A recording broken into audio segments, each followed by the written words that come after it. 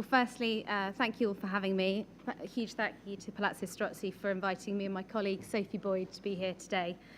I've been invited to talk to you about one very specific programme that I establish and manage that invites and welcomes disabled artists and creative people facing barriers to the arts to share and present their artwork and network together.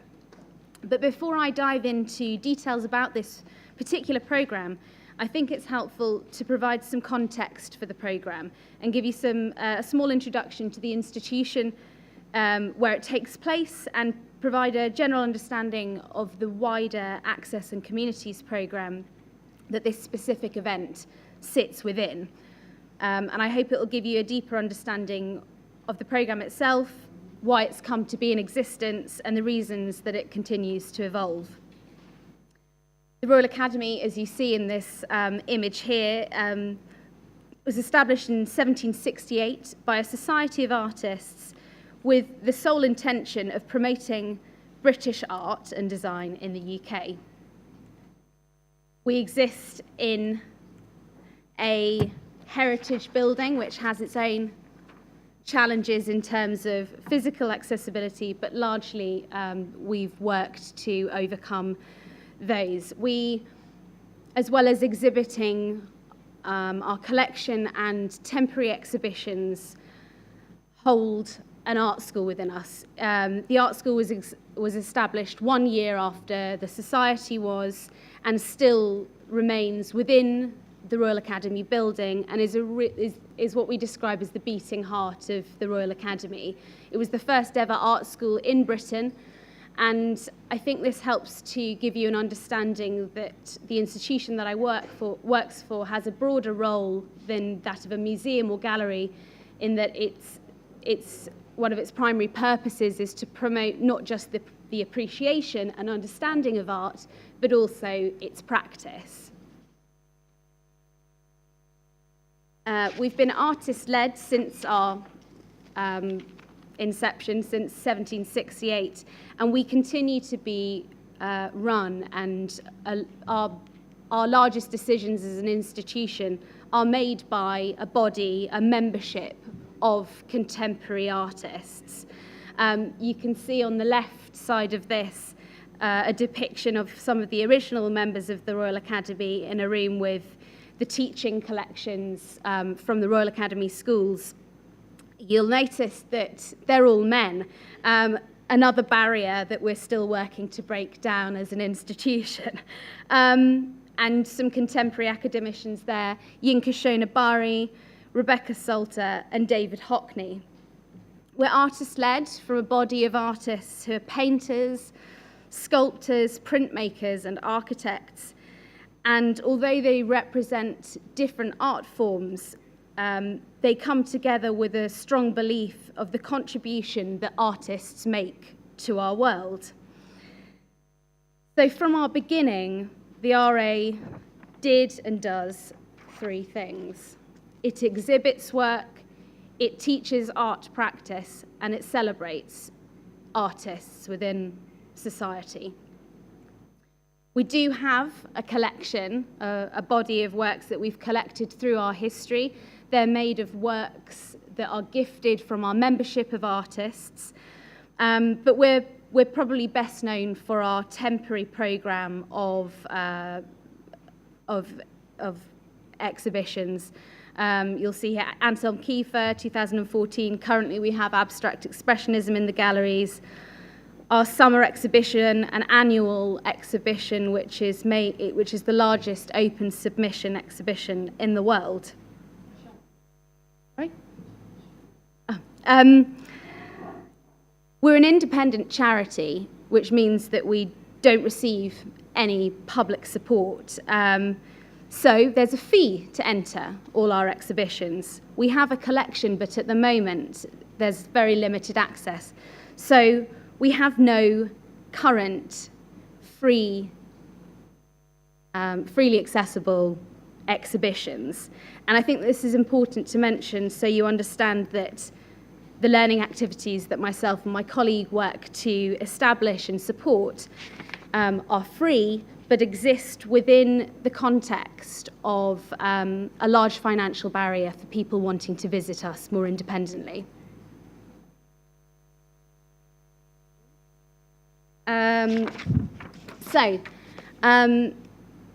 My role is to largely manage a learning program for disabled visitors and people facing barriers to the art world. And I run a wide-ranging program that aims to ensure that people who want to come to our exhibitions, make artwork, engage in creative conversations, face less barriers. And my program encompasses a monthly program for people experiencing dementia, audio described tours and handling sessions for blind and visually impaired visitors, talks and tours for deafened and hard of hearing visitors, specific tours for people with mobility impairments that happen outside of the opening hours of the gallery. Given that it's fee paying and they're temporary exhibitions, they're very crowded, and that's a way that we can afford a better, more enjoyable visit for them. We have a schools program that specifically specialises in children with special educational needs from special educational needs schools. And we have a family program for families with children with special educational needs. We also work with a range of partners. So what I just described was a list of our publicly accessible programs. And then we have more private relationships with different charities and support groups. And those span working with learning disabled artists, creative adults experiencing mental health issues and homelessness. And in the workshops that they attend, we've developed a process that we call the step-up model, where repeated visitors to these group programs are supported to co-deliver workshops. So they're learning other skills and delivering, co-delivering sessions back to known members of their groups. They discuss works in the galleries, they make work at the RA, and they often have a kind of review session at the end of every workshop. But most importantly, as I developed an idea of InPractice, the particular program I'll go on to describe, is that we didn't really have a forum to exhibit works. And in the life of an artist, exhibiting works and having a critical appreciation of the artwork you've created is absolutely key. And I started to wonder how I could build this into the programs and partnerships that currently already existed within our offer. Our gallery spaces are full with public fee-generating exhibitions. So it became clear that I wasn't going to get a physical exhibition anytime soon. And so InPractice was born after I witnessed a very similar event down at Pallant House Gallery in Chichester. And if you don't know that gallery, look it up. They have some incredible programs. And as I was thinking about this, I was reminded of one of our Royal Academician members has a very bold statement, which is that you are an artist when you're making art.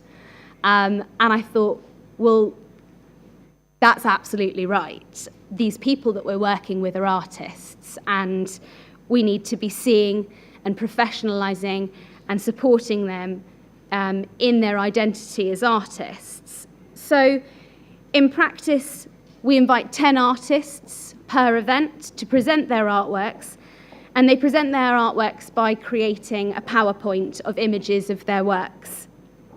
It takes place on Friday evenings, 6 until 8:30 in the evening, and I think that's important to note because that's prime time event booking space at any cultural institution. And I think the profile of an event like this is equally as important as the content of it. At the moment, we have 4 InPractice events a year, and it's been running for just over 3 years now. So, how do we invite artist participation. It's listed in all the same places as every other Royal Academy event, on our website, in our magazine. But we also begun with the groups that were already known to us, contacting them to tell them about this opportunity and allow them to disseminate that information on our behalf. And it's really just grown by word of mouth now. And we have a list of contacts that we regularly send out, call for artists to present. And I want to draw your attention to the fact that we specifically use the wording in the first line of this, which I'm not sure if you can read, but it says, if you're a disabled artist or you are a person with creative practice who faces barriers in accessing arts and cultural events. And by barriers, I mean physical, emotional, social, economic and cultural barriers. So you can start to imagine the range of artists that we've had presenting in the last 3 years.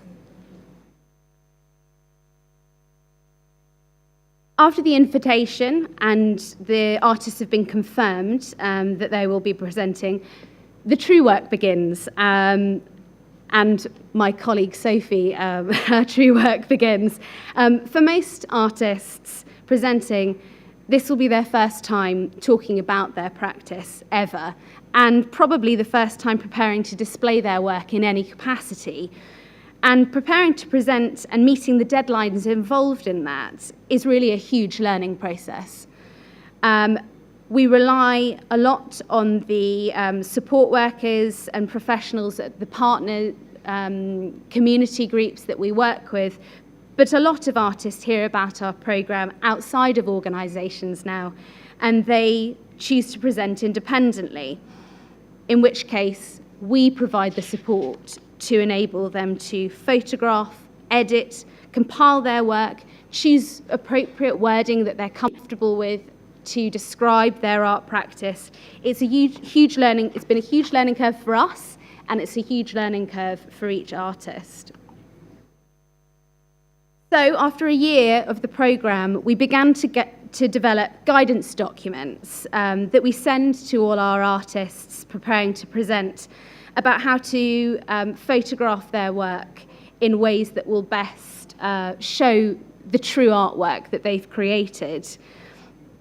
And at some point, we hope that outside of this guidance document, we'll be able to expand the programme to encompass workshops about how to photograph your work, which would mimic a very similar level of support and education mimicked within the Royal Academy Art School.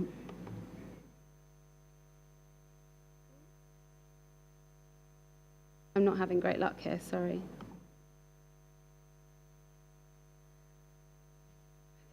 So that's the artists. How do we invite the audience? Again, we have a growing list of contacts now the programme's grown. Originally, it was friends and family of the artists, staff members from supporting organisations, but now it's truly a mixture of artists who've previously presented, those that are interested in presenting in the future, and interested other parties. This invitation looks very similar to the flyers that we create for every other programme, and I think that's important to note as well. Another important thing to mention is that the whole evening of presentations are sign language interpreted. So we have a growing audience of deaf sign language using audience members, which we mean will open ourselves to more sign language speaking artists feeling welcome to present in the future.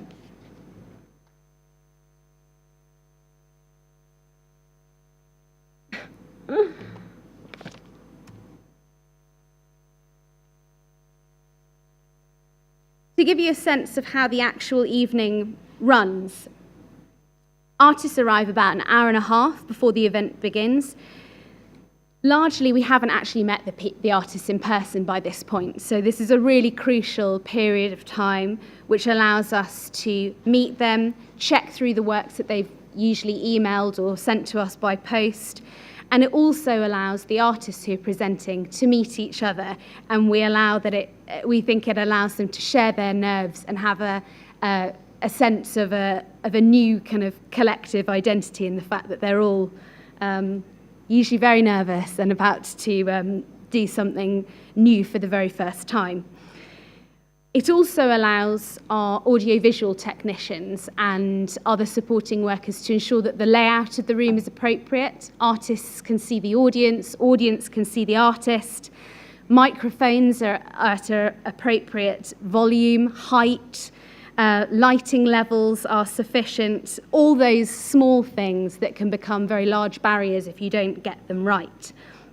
We then welcome the audience. We have a first half, a break, and a second half, and at the end we break for refreshments, and that's where the networking really begins, and it's really created quite a community for itself. I think it's important also to say that we say quite emphatically to each artist that they can present in the way that they like.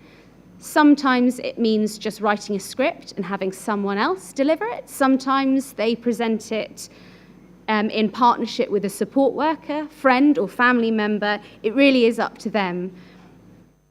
It's also important that we make clear that if artists want to field questions, they invite that themselves. Otherwise, it's understood that the audience don't ask questions until the end. Preparing to present is one thing, but fielding random questions is quite another. And we realised that quite early on, so built that into our support and instruction for. So I think that gives you a good sense of what happens on the evening. And I thought I'd just take you through some of the feedback, because I'm going to give you an idea of what we think the evening's doing, but I think ultimately evaluation is best done through the mouths of artists who have presented. I'll read this out for those that would prefer that. What a wonderful evening. Due to the brain injury, I've struggled to be part of an organised group and therefore miss out on a lot of events. So this evening is brilliant, as I too could be part of it. It's great to be part of the Access group at the RA, as it allows me an opportunity to get out of the house and enjoy art in a safe environment.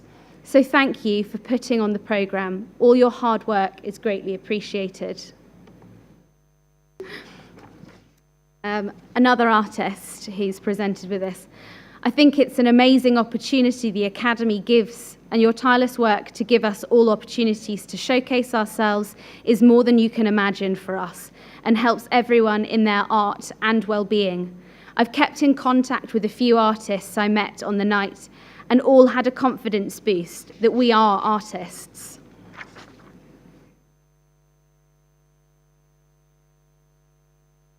Artists facing obstacles to developing their art practice and skills get the highest quality support, space to showcase work, present ideas and talk about creative process, make links to expand networks beyond their limitations. I now write and perform pieces of satirical, polemical nonsense that somehow make sense when tested before the audiences in InPractice provides.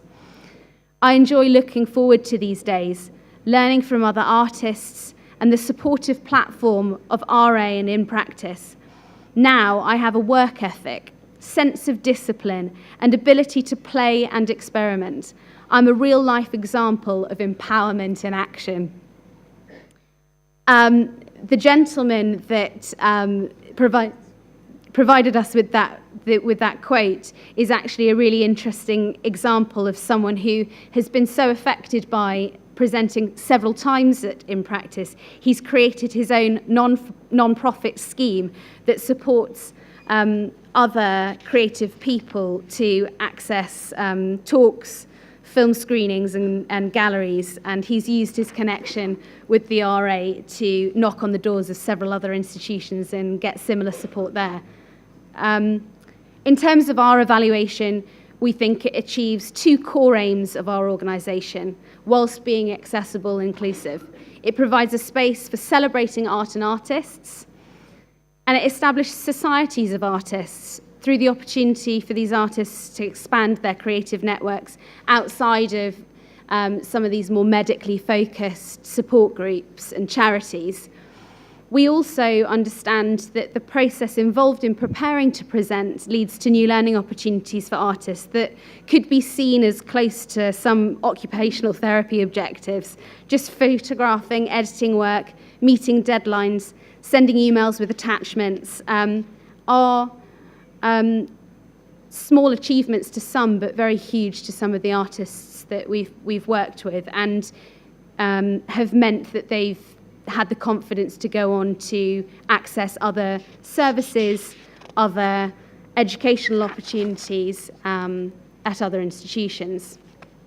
And finally, just our future hopes for the ideas. We want to deliver more events. We want the artists presenting and attending more ownership and involvement in how we grow and develop the programme. And we're always looking for more opportunities where we can provide other platforms to show and celebrate the variety of artists that exist within the world. And that's all I wanted to share with you. You can